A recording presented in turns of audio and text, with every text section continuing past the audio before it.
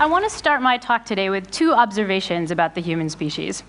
The first observation is something that you might think is quite obvious, and that's that our species, Homo sapiens, is actually really, really smart, like ridiculously smart. Like, you're all doing things that no other species on the planet does right now.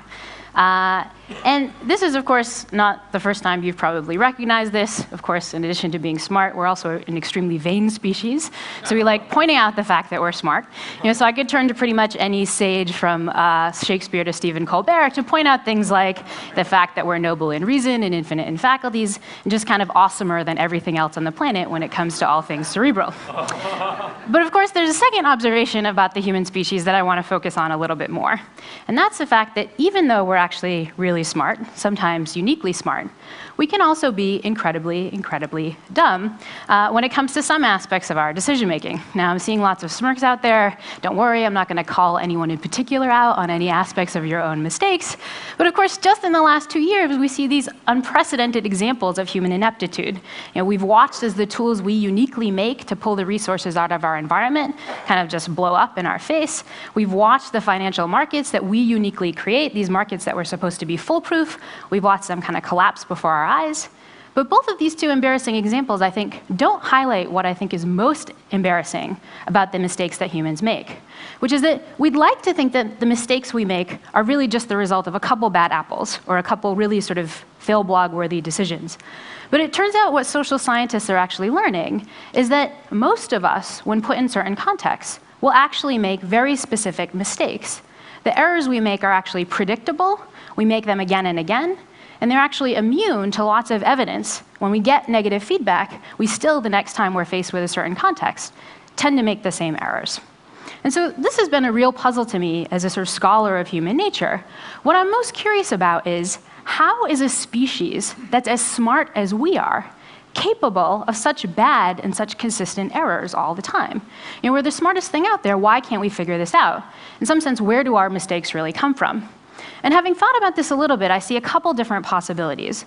One possibility is, in some sense, it's not really our fault. Because we're a smart species, we can actually create all kinds of environments that are super, super complicated, sometimes too complicated for us to even actually understand, even though we've actually created them. We create financial markets that are super complex. We create mortgage terms that we can't actually deal with. And of course, if we are put in environments where we can't deal with it, in some sense, makes sense that we actually might mess certain things up. If this was the case, we'd have a really easy solution to the problem of human error. We'd actually just say, okay, let's figure out the kinds of technologies we can't deal with, the kinds of environments that are bad, get rid of those, design things better, and we should be the noble species that we expect ourselves to be. But there's another possibility that I find a little bit more worrying, which is maybe it's not our environments that are messed up. Maybe it's actually us that's designed badly. This is a hint that I've gotten from watching the ways that social scientists have learned about human errors. And what we see is that people tend to keep making errors exactly the same way over and over again. It feels like we might almost just be built to make errors in certain ways. This is a possibility that I worry a little bit more about, because if it's us that's messed up, it's not actually clear how we go about dealing with it. We might just have to accept the fact that we're error-prone and try to design things around it. So this is the question my students and I wanted to get at. How can we tell the difference between possibility 1 and possibility 2? What we need is a population that's basically smart, can make lots of decisions, but doesn't have access to any of the systems we have, any of the things that might mess us up. No human technology, human culture, maybe even not human language. And so this is why we turn to these guys here.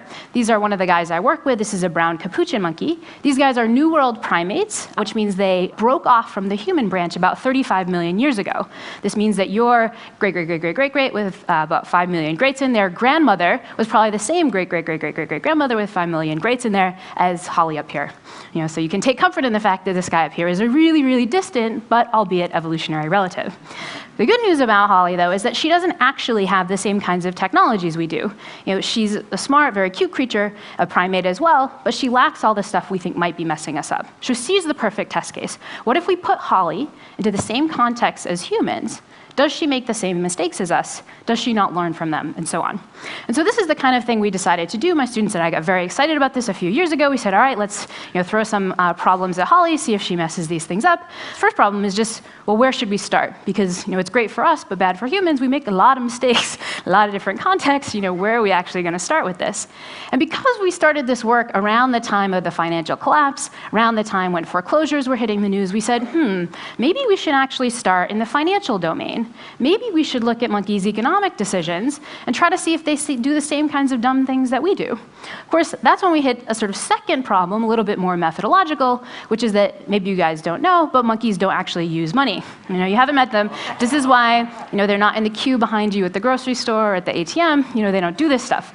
So now we faced a little bit of a problem here. How are we going to actually ask monkeys about money if they don't actually use it? So we said, well, maybe we should just suck it up and teach monkeys how to use money. And so that's just what we did. What you're looking at over here is actually the first unit that I know of non-human currency. We weren't very creative at the time we started these studies, so we just called it a token. But this is the unit of currency that we've taught our monkeys at Yale to actually use with humans to actually buy different pieces of food. It doesn't look like much. In fact, it isn't like much like most of our money. It's just a piece of metal. As those of you who've taken currencies home from your trip know, once you get home, it's actually pretty useless. It was useless to the monkeys at first before they realized what they could do with it. When we first gave it to them in their enclosures, they actually kind of picked them up, looked at them, they were these kind of weird things. But very quickly, the monkeys realized that they could actually hand these tokens over to different humans in the lab for some food. And so you see one of our monkeys, Mayday, up here doing this. This is A and B are kind of the points where she's sort of a little bit curious about these things, doesn't know. There's this waiting hand from a human experimenter, and Mayday quickly figures out, apparently the human wants this, hands it over, and then gets some food. Turns out not just Mayday, all of our monkeys get good at trading tokens with human salesmen. So here's just a quick video of what this looks like. Here's Mayday. She's going to be trading a token for some food, waiting happily, getting her food. Here's Felix, I think. He's our alpha male. It's kind of big guy, but he too waits patiently, gets his food, and goes on. So the monkeys get really good at this, or surprisingly good at this, with very little training. We just allowed them to pick this up on their own. Question is this anything like human money? Is this a market at all? Or did we just do a kind of weird psychologist trick by getting monkeys to do something looking smart, but not really being smart? And so we said, well, what would the monkeys spontaneously do if this was really their currency, if they were really using it like money? Well, you might actually imagine them to do all the kinds of smart things that humans do when they start exchanging money with each other. You might have them start paying attention to price, paying attention to how much they buy, sort of keeping track of their monkey token, as it were. Do the monkeys do anything like this? And so our monkey marketplace was born. The way this works is that our monkeys normally live in a kind of big zoo social enclosure. When they get a hankering from some treats, we actually allowed them a way out into a little smaller enclosure where they could enter the market. Upon entering the market, it was actually a much more fun market for the monkeys than most human markets, because as the monkeys entered the door of the market, a human would give them a big wallet full of tokens, so they could actually trade the tokens with one of these two guys here, two different possible human salesmen that they could actually buy stuff from. The salesmen were students from my lab. They dressed differently. They were different people. And over time, they did basically the same thing, so the monkeys could learn who sold what, at what price, who was reliable, who wasn't, and so on. And you can see that each of the experimenters is actually holding up a little yellow food dish. That's what the monkey can get for a single token. So everything costs one token, but as you can see, sometimes tokens buy more than others, sometimes more grapes than others. So I'll show you a quick video of what this marketplace actually looks like. Here's a monkey eye view, so monkeys are shorter, so it's a little short. But here's Honey. She's waiting for the market to open a little impatiently. All of a sudden, market opens. Here's her choice: 1 grape or 2 grapes. You can see Honey, very good monkey economist, goes with the guy who gives more. She could teach our financial advisors a few things or two. So not just Honey. Most of the monkeys went with guys who had more. Most of the monkeys went with guys who had better food. When we introduced sales, we saw the monkeys paid attention to that. They really cared about their monkey token dollar. The more surprising thing was that when we collaborated with economists to actually look at the monkeys' data using economic tools, they basically matched not just qualitatively, but quantitatively with what we saw humans doing in a real market. So much so that if you saw the monkeys' numbers, you couldn't tell whether they came from a monkey or a human in the same market. And what we really thought we'd done is we've actually introduced something that, at least for the monkeys and us, works like a real financial currency. Question is, do the monkeys start messing up in the same ways we do? Well, we already saw anecdotally a couple signs that they might. One thing we never saw in the monkey marketplace was any evidence of saving, just like our own species. The monkeys entered the market, spent their entire budget, and then went back to everyone else. The other thing we also spontaneously saw, embarrassingly enough, is spontaneous evidence of larceny. The monkeys would rip off the tokens at every available opportunity from each other, often from us, things we didn't necessarily think we were introducing, but things we spontaneously saw. So we said, this looks bad. Can we actually see if the monkeys are doing exactly the same dumb things as humans do? One possibility is just kind of let the monkey financial system play out, see if they start calling us for bailouts in a few years. We were a little impatient, so we wanted to sort of speed things up a bit. So we said, let's actually give the monkeys the same kinds of problems that humans tend to get wrong in certain kinds of economic challenges or certain kinds of economic experiments. And so since the best way to see how people go wrong is to actually do it yourself, I'm going to give you guys a quick experiment to sort of watch your own financial intuitions in action. So imagine that right now I handed each and every one of you $1,000 US. So 10 crisp $100 bills. Take these, put it in your wallet, and spend a second thinking about what you're going to do with it, because it's yours now. You can buy whatever you want. Donate it, take it, so on. Sounds great, but you get one more choice to earn a little bit more money. And here's your choice. You can either be risky, in which case I'm going to flip one of these monkey tokens. If it comes up heads, you're going to get $1,000 more. If it comes up tails, you get nothing. So it's a chance to get more, but it's pretty risky. Your other option is a bit safe. You're just going to get some money for sure. I'm just going to give you $500. You can stick it in your wallet and use it immediately. So see what your intuition is here. Most people actually go with the play it safe option. Most people say, why should I be risky when I can get $1,500 for sure? This seems like a good bet. I'm going to go with that. You might say, that's not really irrational. People are a little risk averse, so what? Well, the so what comes when we start thinking about the same problem set up just a little bit differently. So now imagine that I give each and every one of you $2,000, 20 crisp $100 bills. Now you can buy double the stuff you were going to get before. Think about how you'd feel sticking it in your wallet. And now imagine that I have you make another choice, but this time it's a little bit worse. Now you're going to be deciding how you're going to lose money. But you're going to get the same choice. You can either take a risky loss, so I'll flip a coin. If it comes up heads, you're going to actually lose a lot. If it comes up tails, you lose nothing. You're fine, get to keep the whole thing. Or you could play it safe, which means you have to reach back into your wallet and give me 5 of those $100 bills for certain. And I'm seeing a lot of furrowed brows out there, so maybe you're having the same intuitions as the subjects that were actually tested in this, which is when presented with these options, people don't choose to play it safe. They actually tend to go a little risky. The reason this is irrational is that we've given people in both situations the same choice. It's a 50-50 shot of $1,000 or $2,000, or just $1,500 with certainty.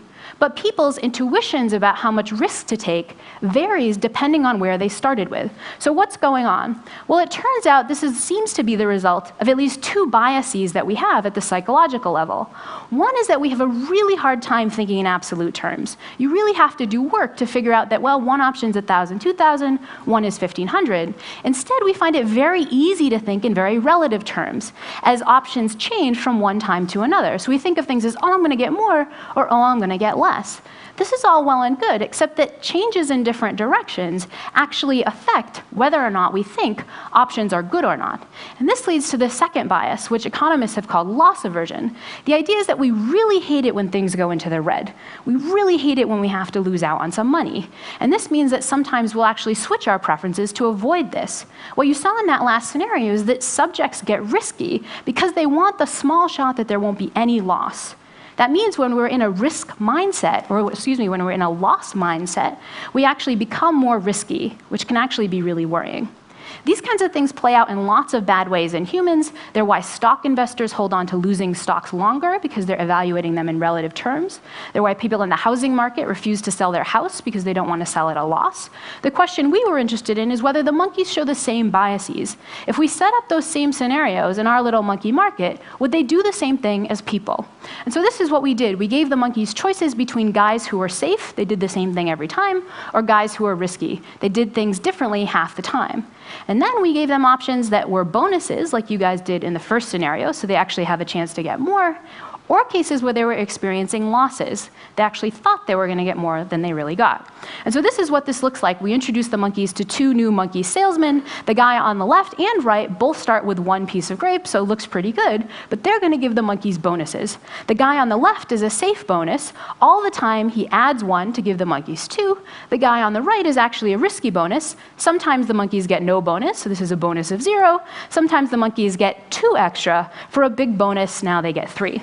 But this is the same choice you guys just faced. Do the monkeys actually want to play it safe and then go with the guy who's going to do the same thing on every trial? Or do they want to be risky and try to get a risky but big bonus, but risk the possibility of getting